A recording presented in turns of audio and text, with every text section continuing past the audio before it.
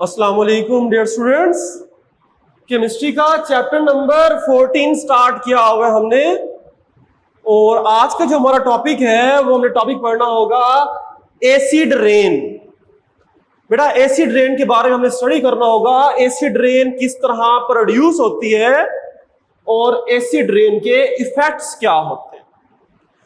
तो बेटा सबसे पहले देखते हैं कि एसिड रेन बनती कैसे है, एसिड रेन की फॉर्मेशन कैसे होती है। बेटा हमने लास्ट टाइम पढ़ा था कि बर्निंग ऑफ फॉसिल फ्यूल, जब फॉसिल फ्यूल को जलाया जाता है, फॉसिल फ्यूल आपको पहले बता चुके हैं, फॉसिल फ्यूल मतलब जब कोल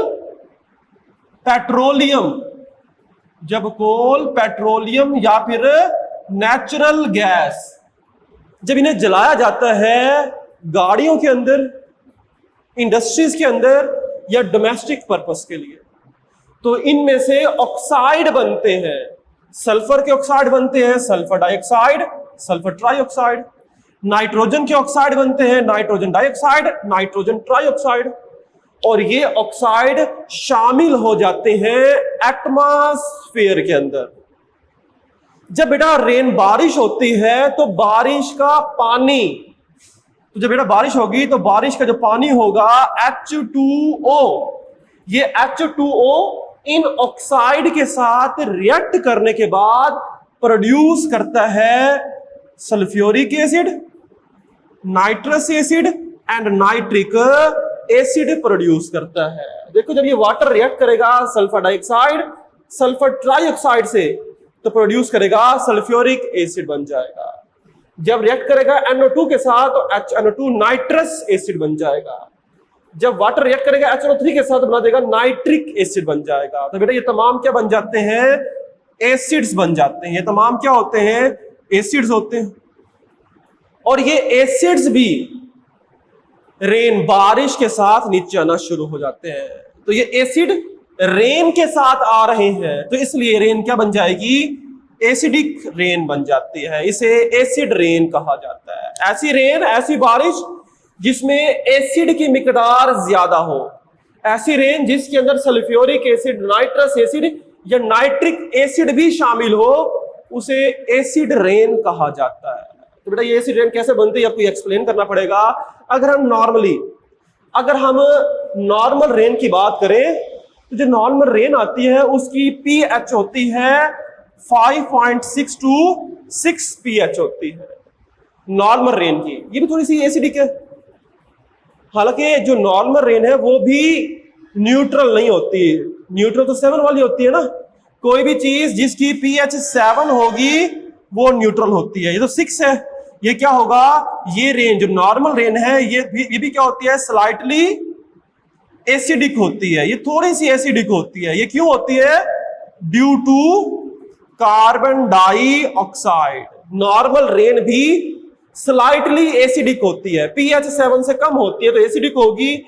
ये एसिडिक क्यों होती है, क्योंकि इसके अंदर कार्बन डाइऑक्साइड होता है, और कार्बन डाइऑक्साइड रेन के साथ मिलने के बाद, रेन वाटर के साथ मिलने के बाद बना देता है H2CO3 कार्बोनिक एसिड बनता है। ये वीक एसिड है, लेकिन इसकी वजह से जो pH है स्लाइटली डिक्रीज करती है, 5.6 to 6 में जाती है। तो नॉर्मल रेन भी स्लाइटली एसिडिक होती है ड्यू टू कार्बन डाइऑक्साइड। और ये कार्बन डाइऑक्साइड क्या बनाता है, कार्बोनिक एसिड बनाता है जब ये रिएक्ट करता है रेन के साथ। जबकि अगर हम बात करें एसिड रेन की, एसिड रेन जिसके अंदर sulphuric acid, nitrous acid, nitric acid होगा, स्ट्रॉन्ग एसिड होंगे, तो इसकी pH, एसिड रेन कब कहलाएगी, जब इसकी pH होगी 4 या 4 से भी कम होगी। ऐसी रेन जिसकी pH 4 हो या उससे भी कम हो उसे एसिड रेन कहा जाता है। ऐसी रेन नॉर्मली इंडस्ट्रियल एरियाज में ज्यादा होती है, क्योंकि वहां से गैसेज एक्सक्रीट होती है, खारिज होती है, तो वहां पर ये रेन होने के चांसेस ज्यादा होते हैं। बेटा अभी देखते हैं हम इसके इफेक्ट्स। एसिड रेन हो गया जिसके अंदर एसिड से, तो इन एसिड रेन का इफेक्ट क्या होगा। नंबर 1 पहला इफेक्ट है इफेक्ट ऑन एक्वेटिक लाइफ। बेटा 4 पॉइंट्स है, चारों अलग अलग शॉर्ट क्वेश्चन भी आपने करने होंगे। तो बेटा पहला इफेक्ट होगा इफेक्ट ऑन एक्वेटिक लाइफ। ये जो एसिड रेन है एक्वेटिक लाइफ, एक्वेटिक एनिमल्स के ऊपर भी इफेक्ट करता है। कैसे, बेटा ये देखो, जब एसिड रेन होती है तो जब ये एसिड रेन होती है सॉइल के ऊपर या रॉक्स के ऊपर, जब ये एसिड रेन गिरती है जमीन के ऊपर या पहाड़ों पर गिरती है, तो वो ये एसिड रेन जमीन पर और रॉक्स पर मौजूद हैवी मेटल्स को भी अपने साथ बहा ले जाती है। तो हैवी मेटल्स भी उनके साथ, वो हैवी मेटल्स जो रॉक्स और सॉइल में मौजूद होंगे वो भी एसिड रेन के साथ बहा के चले जाएंगे। तो एसिड रेन इन्हें भी अपने साथ ले जाएगी और एसिड रेन एटलीस्ट डिस्चार्ज किस में जाके शामिल हो जाती है, रिवर के अंदर और लेक्स के अंदर जाकर गिर जाती है। जब एसिड रेन वहां पर जाएगी तो एसिड रेन के अंदर क्या शामिल था, अब हैवी मेटल्स भी शामिल है, हैवी मेटल्स भी रिवर और लेक्स में चले जाएंगे। तो जब ये रिवर और लेक्स का पानी ह्यूमंस पीने के लिए इस्तेमाल करेंगे तो हैवी मेटल्स है इनके अंदर, हैवी मेटल्स बेटा पॉइजनस होते हैं, तो ये डिफरेंट टाइप्स की डिजीज काज करते हैं जिसमें से कैंसर भी हो सकता है। इसी तरह ये जो रिवर और लेक्स के अंदर मुख्तलिफ इक्वेटिक एनिमल्स होंगे, इक्वेटिक एनिमल्स होंगे, तो उनके उनके क्या होते हैं हमारे पास, तो ये हैवी मेटल्स उन पे भी इफेक्ट करेंगे। एक जिसकी एग्जांपल है while the aquatic life also affected, जिसकी मिसाल है कि अगर हाई कंसंट्रेशन एल्यूमिनियम की अगर मिकदार ज्यादा होगी तो ये एल्यूमिनियम की ज्यादा मिकदार फिश के गिल्स के अंदर क्लॉग इकट्ठी हो जाती है और जो फिश के गिल्स होते हैं वो क्लॉग बंद हो जाते हैं, जिससे फिश के अंदर सफोकेशन होती है और उसकी डेथ होना शुरू हो जाती है। तो इससे इक्वेटिक लाइफ डीनेचर खत्म होना भी शुरू हो सकता है। वो क्यों होता है, ये हैवी मेटल्स इनडायरेक्टली इफेक्ट पड़ा। हमने क्या पढ़ा कि रेन आती है एसिड रेन, जब ये सॉइल के ऊपर या रॉक्स में पड़ती है तो सॉइल और रॉक्स में मौजूद हैवी मेटल्स को भी साथ बहा के ले जाती है। जब ये रेन जाके गिरती है रिवर और लेक्स के अंदर तो हैवी मेटल्स को भी साथ ले जाती है। ह्यूमंस उस पानी को पीने के लिए इस्तेमाल करेंगे तो उसमें हैवी मेटल्स होंगे, उनके लिए डिजीज हो सकती है, कैंसर जैसी बीमारियां हो सकती हैं। और वहां पर जो इक्वेटिक एनिमल्स होंगे, फिश वगैरह हो सकती हैं, अगर उनके अंदर एल्यूमिनियम की मिकदार ज्यादा है तो फिश के जो गिल्स हैं वो क्लॉग बंद हो जाते हैं, जिससे उनमें सफोकेशन होती है, उनमें डेथ हो जाती है। ये पहला इफेक्ट होगा। नंबर 2, दूसरा effect on building. Acid rain का दूसरा इफेक्ट है बिल्डिंग्स के ऊपर। बेटा नॉर्मली बिल्डिंग्स किसकी बनी होती है, बिल्डिंग्स के ऊपर मार्बल लगा होता है। बिल्डिंग्स के ऊपर क्या होता है, मार्बल मौजूद होता है या लाइमस्टोन चूना होता है, कलर किया होता है। तो जो एसिड रेन है, ये एसिड रेन जाकर डायरेक्टली इफेक्ट करती है कैल्शियम कार्बोनेट को। किसे इफेक्ट करती है, कैल्शियम कार्बोनेट। और ये कैल्शियम कार्बोनेट से ही मार्बल और लाइमस्टोन बना होता है।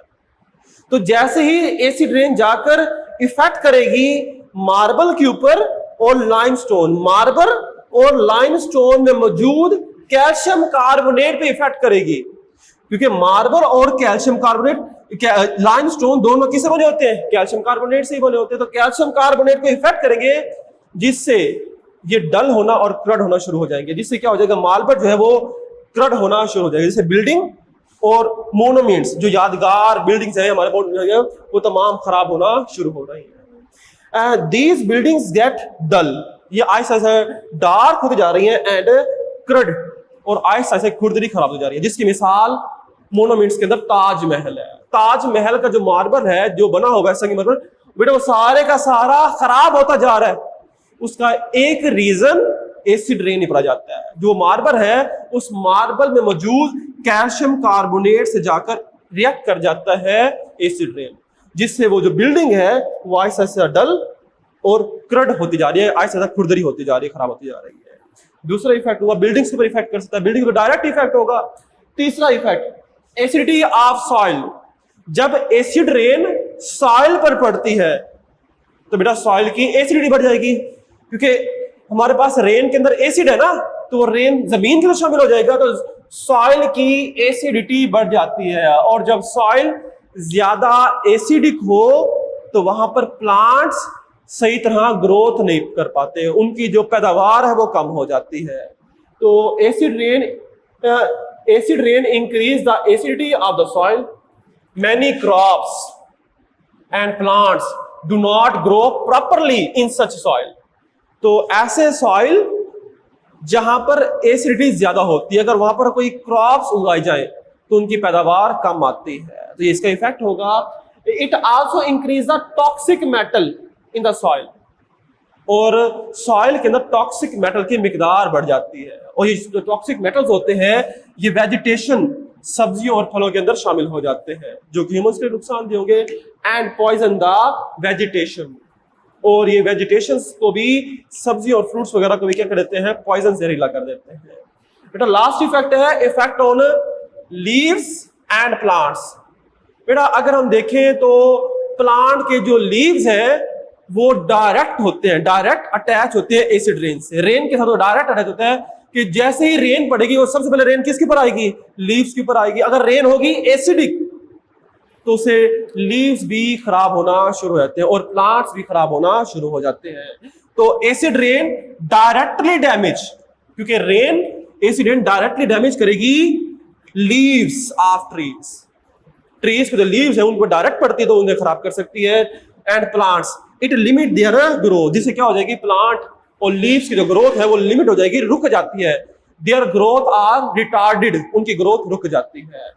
डिपेंड अपॉन द सिविरिटी, अगर एसिडिटी ज्यादा है, अगर रेन के अंदर एसिड की मिकदार ज्यादा है तो फिर प्लांट की ग्रोथ जो है हैम्पर्ड, मुतासिर होती है, और वो ग्रोथ बिल्कुल ही रुक जाती है और पैदावार हासिल नहीं होती है, हमें प्लांट की पैदावार हासिल नहीं होती है। तो नॉर्मली ज्यादा जो इफेक्ट है एसिड रेन का वो प्लांट्स के ऊपर होता है, क्योंकि प्लांट्स डायरेक्टली अटैच होते हैं, बिल्डिंग के ऊपर भी इफेक्ट हो सकता है और एनिमल्स के ऊपर भी इफेक्ट हो सकता है। तो बेटा एसिड रेन कैसे बनती है और इसके इफेक्ट्स क्या होंगे, ये तमाम आपको कंप्लीट करना होगा। ये टॉपिक यहां तक कंप्लीट करते हैं। अल्लाह हाफिज।